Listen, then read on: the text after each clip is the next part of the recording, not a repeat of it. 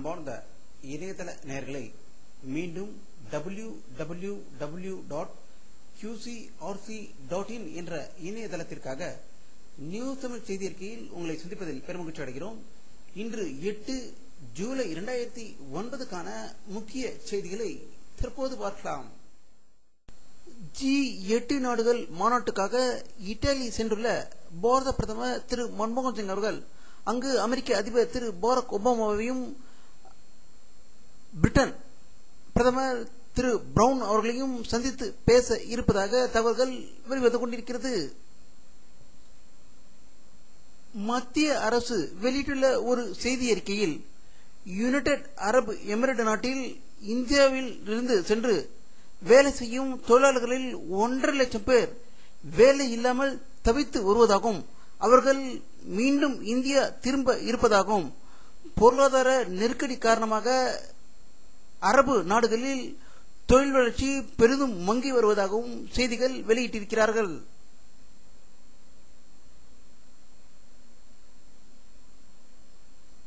தமிழக முதல்வர் கருணாநிதியை பற்றி அவதூறாக பேசியதாக மதிமுக பொதுச் செயலாளர் திரு வைகோ மீது அமைச்சர் ஆற்காடு வீராசாமி அவதூறு வழக்கு தொடர்ந்தார். அதில் இன்று சென்னை பெருநகர நீதிமன்றத்தில் நேரில் திரு வைகோ ஆஜரானதாக சென்னையிலிருந்து தகவல்கள் வெளிவந்து கொண்டிருக்கிறது.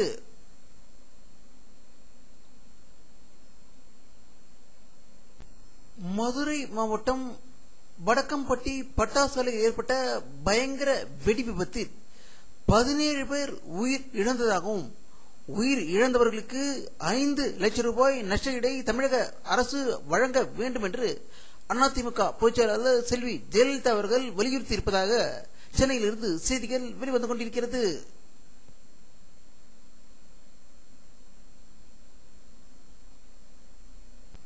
ஊக்கத்தொகையை உயர்த்த கோரி பட்ட மேற்படிப்பு பயிற்சி டாக்டர்கள் கடந்த 2ஆம் தேதி முதல் காலவரையற்ற வேலைநிறுத்தம் போராட்டம் நடத்தி வருகிறார்கள். சென்னையில் இன்று மெமோரியல் ஹால் எதிரே கண்ணில் கருப்பு துணி கட்டி ஆர்ப்பாட்டம் நடத்தியதாக சென்னையிலிருந்து தகவல்கள் வெளிவந்து கொண்டிருக்கிறது.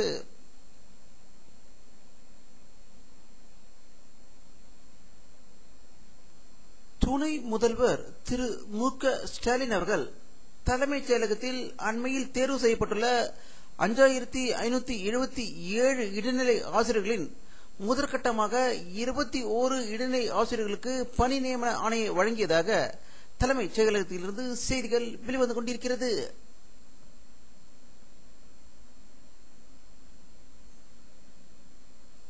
மத்திய ராணுவ அமைச்சர் திரு A.K. ஆண்டனி அவர்கள் வெளியிட்டுள்ள ஒரு செய்தி அறிக்கையில் ரஷ்யாவில் இருந்து 230 சுகி 3 மிக் ரக விமானங்களை 215ஆம் ஆண்டுக்குள் வாங்க இருப்பதாக செய்தி வெளியிட்டிருக்கிறார். இதை பற்றி நம்முடைய அரசியல் வல்லுநரிடம் கருத்து கேட்டபோது ரஷ்யாவிலிருந்து வாங்கப்படும் ராணுவ விமானங்கள் அதிக அளவில் விபத்துக்குள்ளாகி இடம் தெரியாமல் மண்ணோடு மண்ணாக சென்று விடுகிறது என்றும் இதனால் இந்தியாவுக்கு பல வழிகளில் நஷ்டம் ஏற்பட்டிருக்கிறது என்றும் மீண்டும் ரஷ்யாவிடம் விமானப்படை விமானங்களை வாங்குவதை மறுபரிசீலனை செய்ய வேண்டும் என்று வலியுறுத்தியிருப்பதாக செய்திகள் வெளிவந்து கொண்டிருக்கிறது.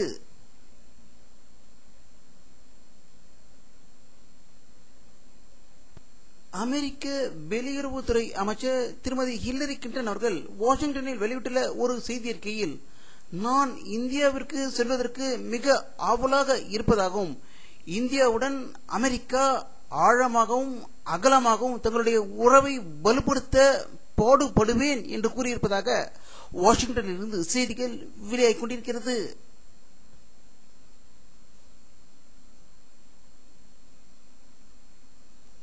பிரபல பாப் பாடகர் மைக்கேல் ஜாக்சனின் உடல் அடக்கம் செய்யப்பட்டதாகவும் உடல் அடக்கம் செய்யப்பட்ட போது அவரது குடும்பத்தினர் மற்றும் உடன் இருந்தனர் என்றும் எனினும் லாஸ் ஏஞ்சல்ஸ் நகரில் லட்சக்கணக்கான ரசிகர்கள் திரண்டு இருந்தனர் என்றும் இந்த நிகழ்ச்சியை நேரடியாக ஒளிபரப்பு செய்த டிவிகள் மூலம் 100 கோடி மக்கள் இந்த நிகழ்ச்சியை கண்டுகளித்ததாக செய்திகள் வெளிவந்து கொண்டிருக்கிறது. ஈராக்கின் முன்னாள் அதிபர் சதாம் ஹுசேனின் கல்லறைக்கு பள்ளி மாணவர்கள் சுற்றுலாவாக அழைத்து செல்வதற்கு ஈராக்கிய அரசாங்கம் தடை விதித்துள்ளதாகவும் சதாம் ஹுசைனின் கல்லறை அவரது ஆதரவாளர்கள் மத்தியில் புனித யாத்திரை தலமாக மாறி வருவது, குறிப்பாக அவரது பிறந்த நாள் அன்று அவரது ஆதரவாளர்கள் பலர் அங்கே செல்கின்றனர் என்பது குறிப்பிடத்தக்கது.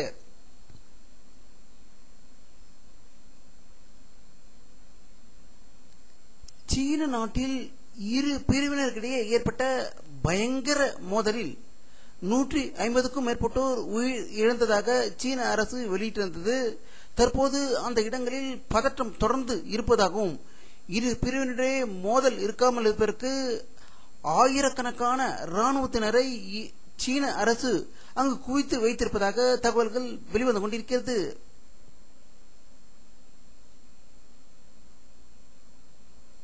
தென்கொரிய நாடு வெளியிட்டுள்ள ஒரு செய்தி அறிக்கையில், வடகொரிய நாடு அமெரிக்கா மற்றும் தென்கொரியாவுக்கான இணையதளம் மற்றும் கம்ப்யூட்டர் செயல்களை செயலிழக்க செய்வதற்கான வழிமுறைகளை அது கையாண்டு வருவதாகவும், நேற்று 12,000 இணையதள கம்ப்யூட்டர்கள் செயலிழந்து வேலை செய்யாமல் தவித்ததாக அது வடகொரியா மீது புகார் தெரிவித்திருக்கிறது.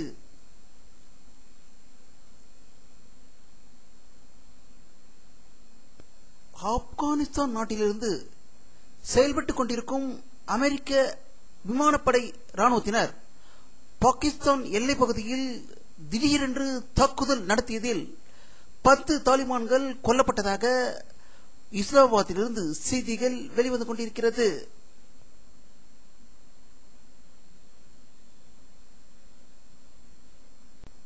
வானிலை அறிக்கை 8 ஜூலை 2009 பிற்பகல் 1 மணி அளவில் எடுக்கப்பட்ட சேட்டலைட் புகைப்படத்தை தற்போது பார்த்துக் கொண்டிருக்கிறீர்கள்.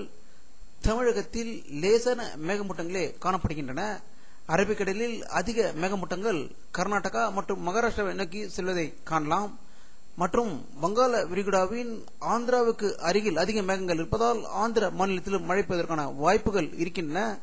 தமிழகத்தில் லேசான மேகமூட்டங்கள் காணப்படுவதால் மழை வாய்ப்பு குறைவு என்று கூறலாம்.